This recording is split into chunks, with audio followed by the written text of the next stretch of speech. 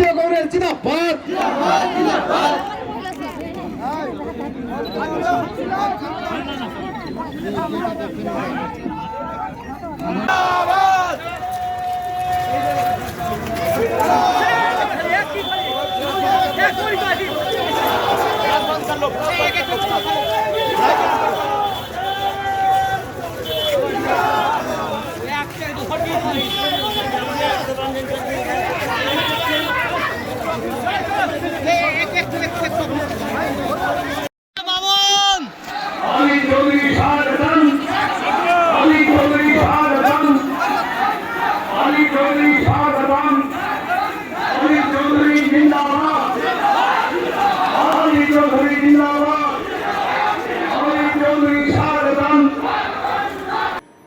Samserganj block Congress ও Dhulian town কংগ্রেসের সভায় সুর চড়ালেন প্রাক্তন সাংসদ অধীর চৌধুরী।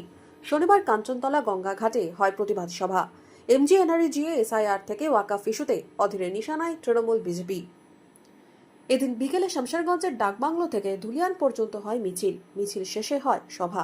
মানুষ ব্রাহ্মণ সন্তান প্রণব মুখার্জিকে ভোটে জিতিয়ে তাকে এমপি করেছেন।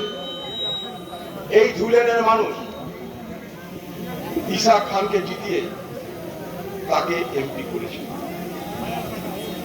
এটার মধ্যে এটাই প্রমাণ হয় যে ধুলিয়ানবাসী, এই তামাম এলাকার মানুষ, তারা রাজনৈতিক সচেতনতার পরিচয় দিয়ে চলেছেন এবং তারা সর্বদা ধর্মনিরপেক্ষ শক্তিকে সহযোগিতা করেছেন। ধুলিয়ানের সেই ছবি, ধুলিয়ানের মানুষ সম্পর্কে সেই যে স্বচ্ছ উজ্জ্বল ভাবমূর্তি, এই ভাবমূর্তি কলঙ্কিত করেছিল কে? এখানকার তৃণমূলের নেতৃত্ব। যদি তৃণমূল আর বিজেপির মধ্যে কি সমঝোতা ছিল যে কেউ কাউকে দেখাবে না নাকি? এতদিন হয়তো তৃণমূল আর বিজেপির মধ্যে সমঝোতা ছিল যে আমরাও আইপ্যাকের কাছে যাবো না, তোমরাও পেন ড্রাইভ বার করো না। এখন বিজেপি বা ইডি যখন আইপ্যাকে চলে এসছে, তখন দিদি বলছে এবার আমি পেন ড্রাইভ বার করবো। তাহলে আতাতে কি চির ধরলো? প্রশ্ন এই জায়গাটায়। দিদিকে তো মারা করেনি বাট না করতে। পশ্চিমবঙ্গের মানুষ কি বলেছে যে বিজেপির লোকরা যে চুরি বাটপাড়ি করেছে কয়লা নিয়ে, দিদি তুমি তা কাউকে বলো না? তা তো বলেনি।